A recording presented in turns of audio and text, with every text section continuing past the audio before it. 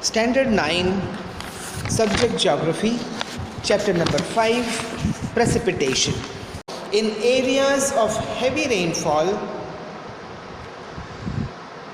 the reading of the rain is taken every 3 hours. Why? Because in areas of heavy rainfall, the bottle will get filled faster.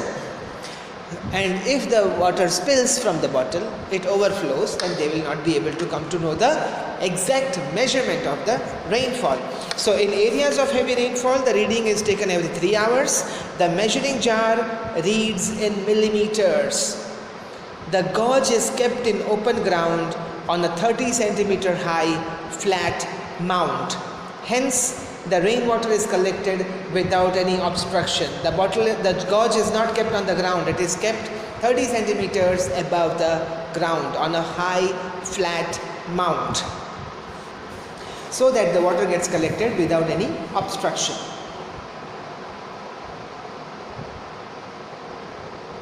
How much of water does 1 millimeter of rain mean? If we do not let 1 millimeter of rainwater move as runoff, if we don't allow it to flow away, if we do not allow it to penetrate in the ground, or if we do not allow it to evaporate, then how much water can be accumulated? This we can understand by an example. If 1 millimeter rainfall occurs over 1 square kilometer area, 1 kilometer length, 1 kilometer breadth, 1 square kilometer area, 1 millimeter of rainfall means 10 lakh liters of water. Yes, 1 millimeter of rainfall over a square kilometer of area means 1 lakh liters of water. What is the normal rainfall for Mumbai? Does anyone know? Every year, how much rainfall does Mumbai require so that the water lasts throughout the year, the drinking water? What is the normal rainfall for Mumbai? It is 100 centimeters, not millimeters, centimeters. So 1 millimeter of rainfall occurring over 1 square kilometer of area gives us 1 lakh liters of water. Now multiply that 1000 times. Why 1000 times? Because 10 millimeter means 1 centimeter and we are talking about 100 centimeters. 10 lakh liters of water gets collected in 1 square kilometer of area. And how is the snowfall measured? So if, for example, whatever water falls on the earth, say just in Mumbai, if all the water is collected into a tank,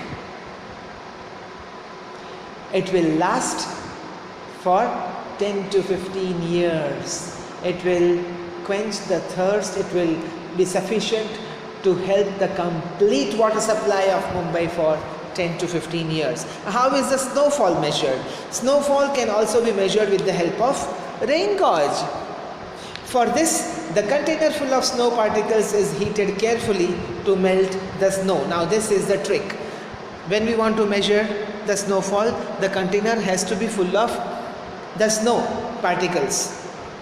We cannot measure the snowfall when it starts melting. So we have to melt the snow carefully and then the water that we obtain is measured.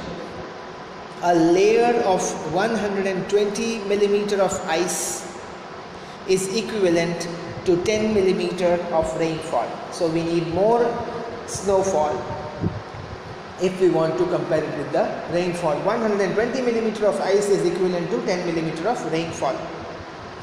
So this was interesting to know how do they measure rainfall. This may not be asked in the exam, so you need not worry, but it is an information that is good to know. Any doubts, questions, issues regarding any topics till now? You can get back to me. We will be taking it once again. No? Okay. Fog, dew and frost. Now we will be finding the difference between fog, dew and frost. They are all three different words. They are all three different things.